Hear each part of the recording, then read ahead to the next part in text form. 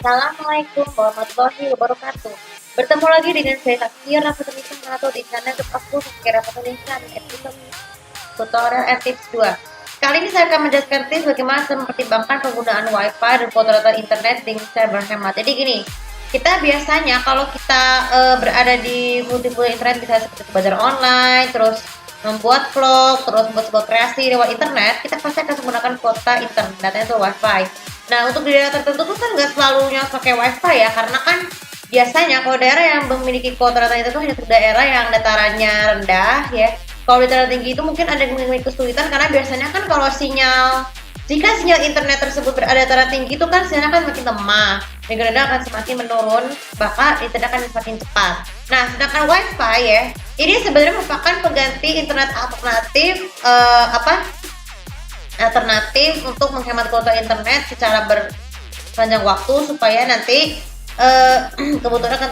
kebutuhannya akan internet akan tercukupi. Jadi dengan begitu kuota data internet akan menjadi lebih hemat dari biasanya. Nah, tapi tanpa kita sadari kita sebenarnya kita masih bingung kalau keadaannya mati listrik ya. Keadaan seperti mati listrik, dalam perjalanan ataupun tersesat, kita kadang terus mencari wifi, pasti sinyal itu akan mati sendiri. Dan bagaimana cara mempertimbangkan penggunaan wifi-nya? Yang pertama sebelum kita memasang wifi itu, pihak dari pengurus pegawai yang memasang wifi-nya harus kenali dulu kelebihan dan kekurangan dari kecepatan dari wifi-nya. Karena biasanya kalau kecepatan internet wifi-nya semakin cepat tuh kan internetnya kan semakin cepat, koneksi semakin cepat. Kalau jika lambat maka semakin lambat. Terus kemudian yang kedua, ketika menggunakan kuota data internet, jangan pertimbangkanlah dulu terlebih dahulu butuh apa. Jangan sembarangan menggunakan untuk untuk sekedar nyala musik, ya menggunakan data seperti Spotify, terus nonton video YouTube yang bisa menguras kuras baterai, dan juga nonton film dia terutama Netflix dengan kuota data internet. Cukup memberikan waktu jeda istirahat yang cukup supaya bukan hanya sekedar kuota data internet saja yang berhemat, tapi juga baterainya juga harus berhemat. Kemudian yang ketiga, ketika menggunakan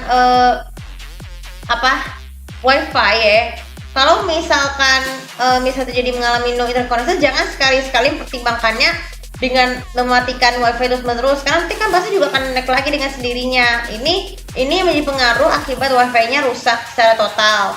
Jadi kumpulkan kuota secukupnya, dan bila perlu luangkan waktu untuk kegiatan yang lain ya, seperti misalnya istirahat. Kemudian yang keempat, ketika kita menggunakan